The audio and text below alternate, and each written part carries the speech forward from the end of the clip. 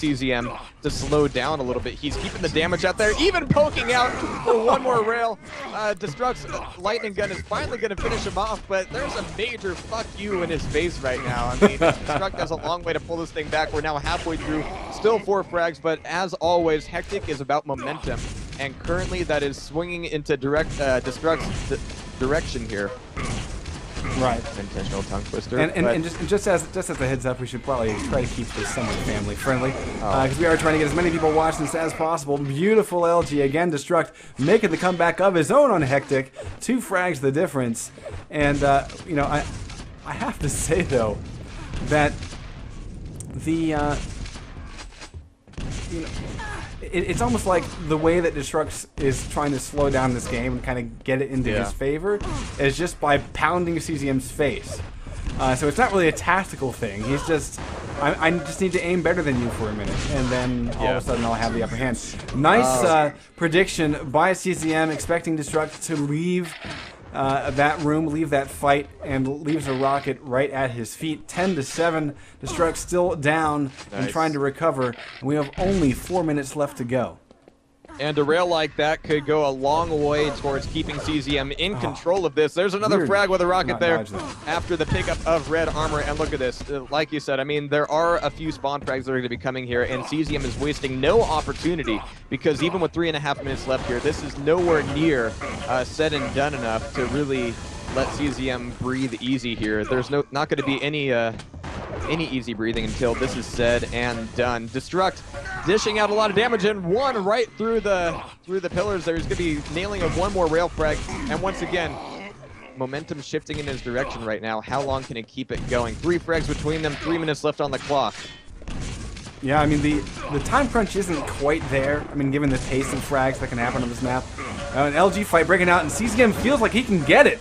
And he is able to do so with 17 health. Will Destruct come back for revenge? No.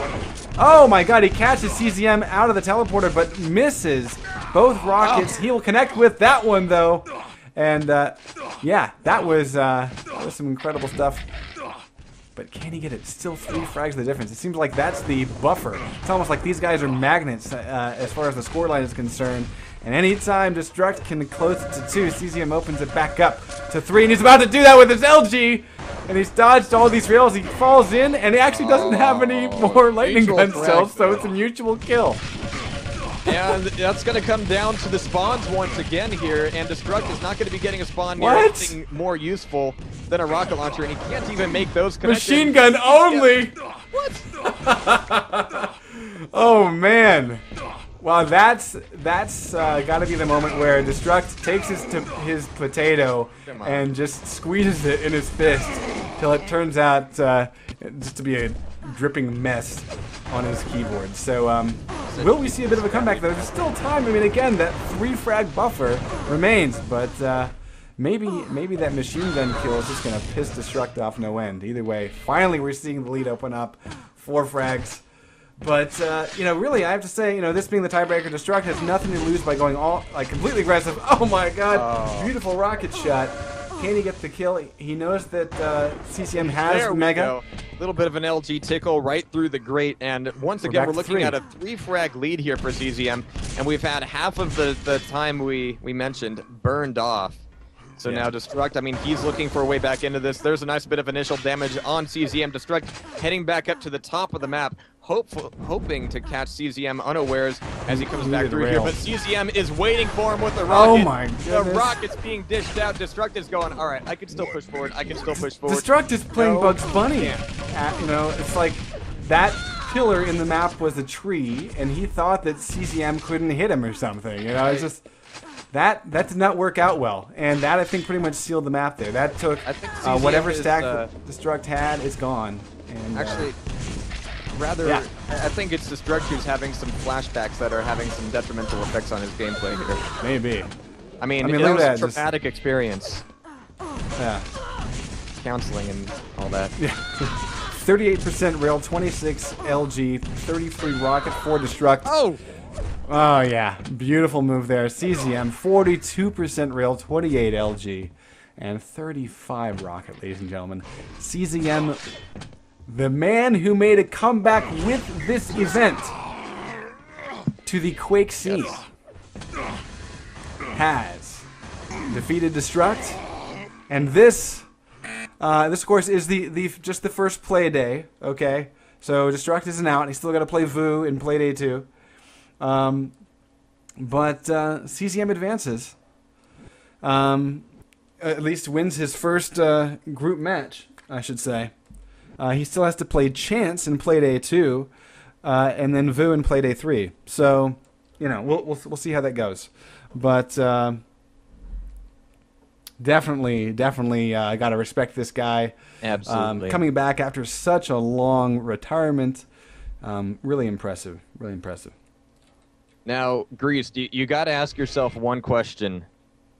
It is now 11:30, and up on the docket in Group B, we're looking at Vampire versus Rafa or Dehang versus Zeal. Now, I have my preference here, but I want to let you key in. Oh, okay, fine, fine. That help? Fine. Yeah. That make it easy? All right.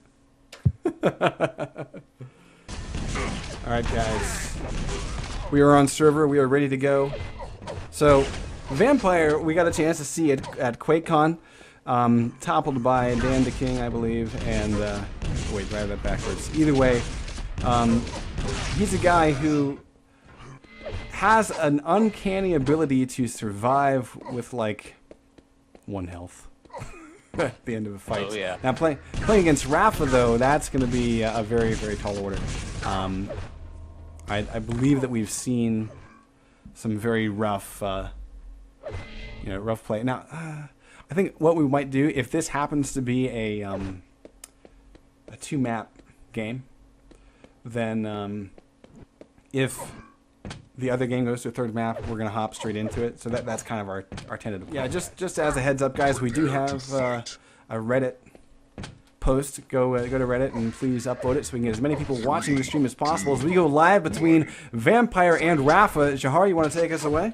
Absolutely. Vampire here is going to be getting rocket launcher right off the bat, dropping down to red armor and heading back over towards mid. But oh, look at this rail already coming out of Rafa here. Vampire is going to be eating a little bit of damage as Rafa picks up first mega health. So initial spawns here, Rafa's actually got the advantage with yellow armor / mega. No real damage dished out by Vampire as of yet, and actually he's got to head back to the rear end of the map and wait out for the second red armor. I mean, those were the only options really left to him with Rafa covering the entrances like that. But Vampire making the smart play, not biting off more than he could chew. Or, yeah. But, yeah. But at this point, yeah, moving back into Mega, it's going to be a good play here. He's going to be up on top now. It's going to be up to Rafa to maybe do something about it. Vampire not having timing on it quite is going to be ducking on over to Railgun first, looking maybe for a little bit of damage, but again, not knowing the timing on Mega, doesn't know what he's leaving behind. Yeah, exactly. So we're seeing a little bit of a timing mistake here by Vamp. He will be able to collect Mega, but as you can see, Rafa knows that Vamp left himself vulnerable, and he's able to get a little bit of damage done on it. The yellow armor is going to keep Vamp in this, but back over to Rafa's point of view, he's seeing at 84 armor and full health, but has Rocket LG Rail, so he can take whatever fight he needs. Now, with Red coming up in 2, Rafa, surprisingly, not really in position at all for it. He does try to do damage, expecting Vamp to drop, and he does, but he whiffs the rail. So, only 20% rail for Rafa at the start, and I don't know if Vamp has hit any of his so far. That being said, control-wise, we've yet to really see anything solid.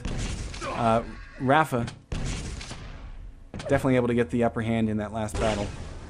And hits the rail. Will collect red. And what a beautiful hit that was, because now, honestly, take a look at the stack. Vamp's going to need a lot more rails like that to keep Rafa at bay.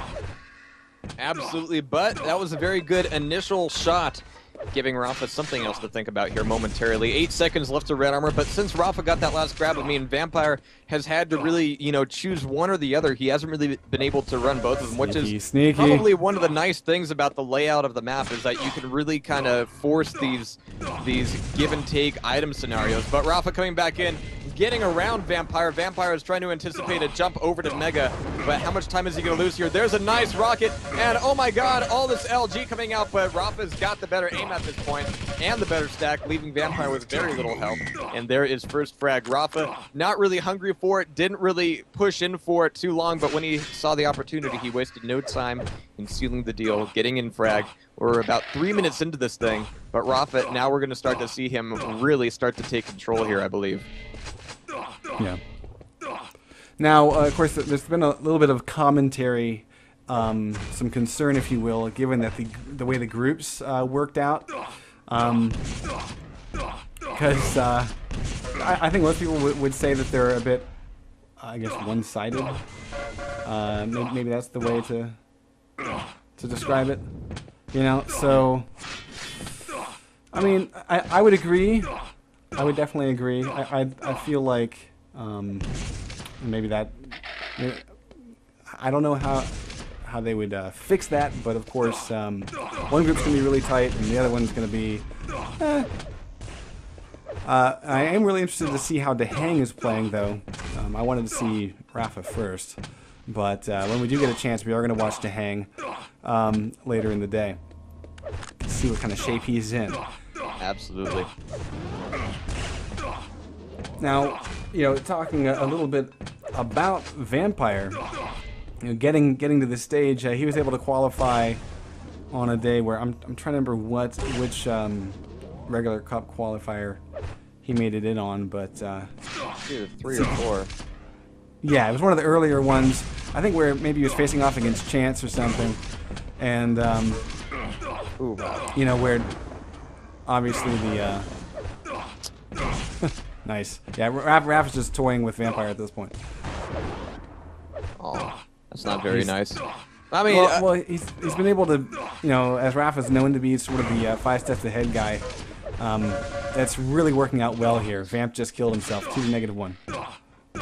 Well, Rafa certainly helped him along there, but yeah, 2-1. We're going to be seeing Rafa pick up the pace here a little bit, but I was wondering, even with it being 1-0, what would it take for Vampire to actually get a frag in on him? And actually on this map, it can be a little bit difficult to catch somebody unawares. There's just so much space between all of the key areas that it's kind of hard to get the drop on somebody without them knowing that you're coming down a particular corridor or up a particular jump pad. I mean, it is a difficult map to really trap somebody out. Even if you're crawling through the hallways like this, I mean, it's going to be a kind of touch and go affair. So with 5 minutes left, looking at 2-1, Rafa might not be too eager for all of these frags, but he is likely to stay in the lead here. I'm still wondering, what can Vampire do at this point to really turn this thing back around? A rocket like that is going to be a nice starter, but the damage coming out of Vampire has not been consistent enough like that to really give Rafa anything to worry about for an extended period of time. Yeah. I think the biggest thing is he's going to have to find a way to catch Rafa off guard. Of course, that's very hard to do when, you know, Rafa, of course, he's not really known for his aim. He does have fantastic aim, but it doesn't make or break his play. Instead, he relies on just being smarter than his opponent and being able to outthink. So, you know, Vampire, on the other hand, is an aim player.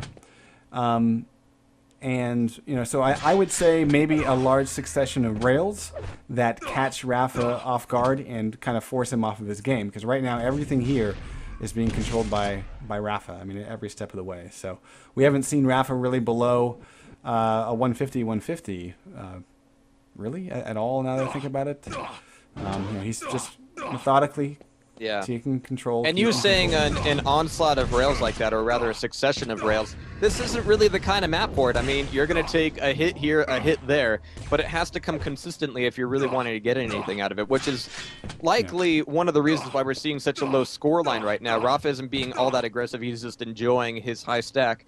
And Vampire, I mean, he's just trying to find a way either to close the distance or just get more consistent shots on him. But like you said, Rafa is able to outmaneuver Vampire most of the time and keep himself out of harm's way. Yeah, and of course the style that Rafa likes to play this map is kind of very slow and methodical. That's quite different from, say, you know, Vu or Griffin, who can be extremely aggressive, or even Chance I'd throw into that, where they turn this map into just a fragging grounds, and it's just back and forth. They just try to roll over their opponents. Rafa here, as you can see, takes a little bit of damage and just ducks away. Now, he's not going to risk anything. He's got a 3-frag lead. He knows it. He's going to circle around and try to catch Vamp out again. And really, again, just very conservative play from Rafa at the moment. Nice rail from Vamp. Rafa expecting the follow-up, and both are whiffed. Mega's finally stolen.